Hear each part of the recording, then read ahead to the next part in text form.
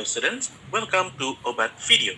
Inspirasi belajar farmasi lebih mudah dan seru.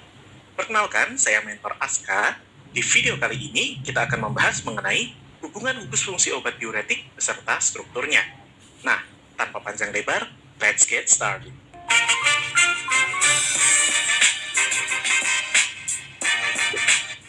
Selanjutnya, kita akan bicara tentang loop diuretik atau disebut juga high ceiling diuretik.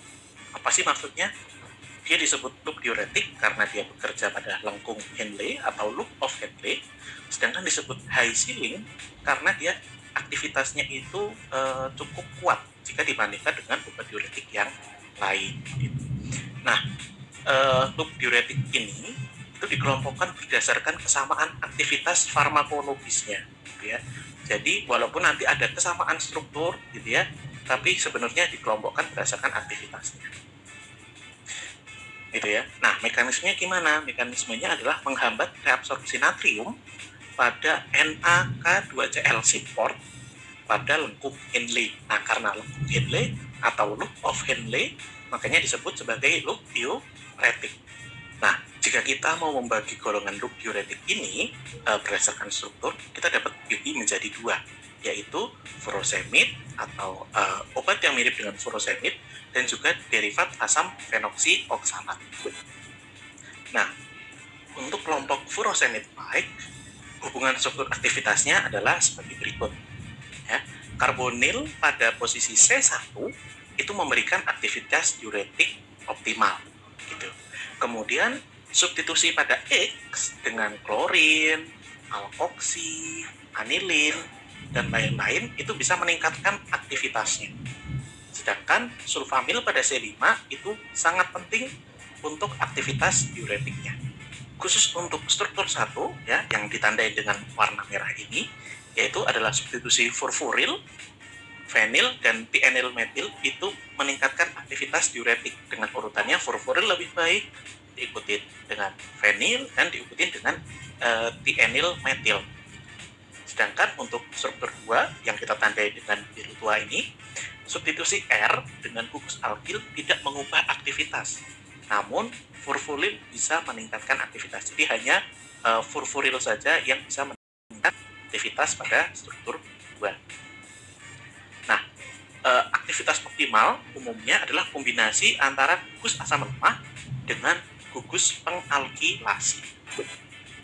Nah, pada kelompok kedua, yaitu derivat phenoxyacetic acid, gitu ya, senyawa ini dikembangkan dengan menggunakan ethanoic acid sebagai kerangka bakunya dan dikembangkan dari pengetahuan dari kelompok furosemid-like sebelumnya, bahwa kombinasi asam lemah dengan gugus pengalkilasi itu dapat meningkatkan aktivitas diuretiknya, bahkan memberikan sifat diuretik yang optimum. Nah, karena kelompok ini tidak mengandung sulfonamid, maka obat ini dapat digunakan pada pasien yang alergi terhadap sulfonamid. Jadi kalau teman-teman kita lihat ya, di strukturnya itu tidak ada gugus sulfonamidnya sama sekali. Beda dengan golongan-golongan sebelumnya, gitu ya. Dari cease, kemudian tiazid itu ada sulfonamidnya. Furosemid pun juga ada sulfonamid. Tapi untuk yang ini kita tidak ada. Makanya dia bisa digunakan pada pasien yang alergi terhadap sulfonamid. Nah, hubungan struktur aktivitas dari obat golongan ini adalah gugus oxyacetic acid, jadi gugus yang berwarna merah, ya, berada pada posisi para terhadap gugus alpha beta unsaturated carbonyl atau gugus yang kita warnain biru ini, gitu. Nah, itu kuncinya di situ. Kemudian kita bicara yang biru muda, ya, yaitu posisi C2 dan C3 itu dapat disubstitusi dengan Cl, klorin, dan atau metil. Ya, jadi kalau di sini di ethanoic acid itu dia dua-duanya menggunakan Cl, ya. Sebenarnya salah satu bisa disubstitusi dengan metil, gitu ya. Kemudian kita ke yang warna merah tua, ya, yaitu ujung alkena pada posisi nomor 2 itu berperan dalam aktivitas diuretik. Jadi gugus alkenanya ini, ya, itu sebisa mungkin tidak dihilangkan. Kemudian yang terakhir, yang warnanya biru tua ini, yaitu atom H pada ujung alkana memberikan aktivitas maksimum. Nah, teman-teman semua, gimana? Sekarang kita akan bahas ke golongan terakhir. Semoga masih semangat ya. Nah, di golongan terakhir kita punya diuretik hemat kalium.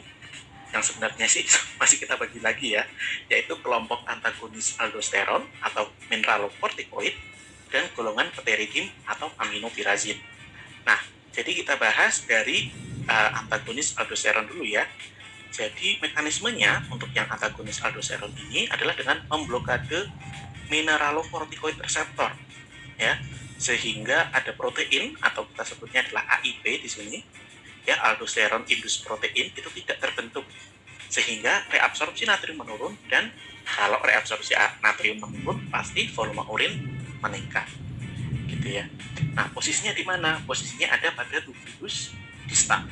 Nah, untuk hubungan struktur aktivitasnya adalah sebagai berikut. Kita mulai dari yang merah ya, yaitu aldosteron antagonis dipengaruhi dengan adanya cincin gamma lakton pada C17 dan substitusi pada C7.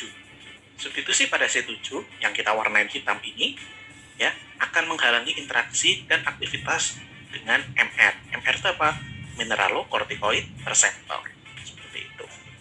Selanjutnya untuk yang warna biru ya, yaitu 9 alfa 11 alfa epoksi pada eplerenon diduga menurunkan efek diuretik. Kemudian eplerenon sendiri memiliki potensi 20 hingga 40 kali lebih rendah dibandingkan dengan spironolakton. Dan terakhir banget ya, terakhir beneran terakhir kalau yang ini ya, kita bicara tentang kelompok pteridin dan aminopirazin yang menghasilkan efek diuretik ringan yang sering dikombinasikan dengan golongan thiazid dan loop diuretik yang mengakibatkan kehilangan K+, gitu ya. Jadi dia sebagai pembantu aja supaya tidak kehilangan ion K+ atau kalium barangkali. Berbeda dengan golongan aldosteron tadi ya, kelompok ini berikatan langsung dengan sisi negatif dari kanal NAK antiport pada tubulus distal dan ductus collectivus. Ya, ikatan ini akan menghambat kerja kanal ion dan menghambat proses reabsorpsi natrium. Nah, efeknya apa? Kalau ada penghambatan reabsorpsi natrium, maka volume urin pasti akan meningkat.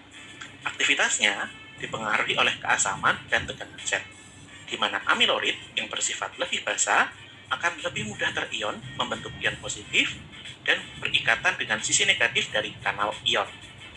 Oleh karena itu, amiloid memiliki aktivitas 100 kali lebih baik dibandingkan triamperen yang lebih asam. Nah, setelah tadi saya sempat singgung amiloid sama triamperen, nah di sini kita bisa melihat strukturnya. Gitu ya. Nah, sebenarnya dari struktur kerangka utamanya saja sebenarnya sudah berbeda. Di sini ada pteridin untuk yang triamperen dan juga ada untuk yang amiloid itu menggunakan aminopirazin.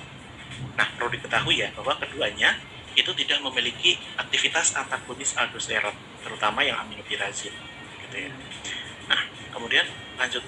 Tadi saya sempat bilang bahwa triamperen ini dia lebih asam, padahal kalau kita lihat N-nya itu lebih banyak. Kenapa bisa begitu? Karena atom N pada pteridin tidak berkontribusi pada keasaman dan kebasaan dari molekulnya. Seperti itu. Jadi memang dia lebih asam ya.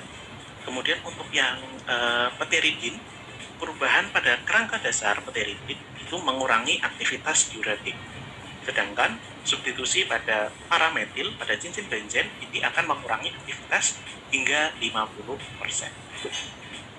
Nah, gimana nih teman-teman?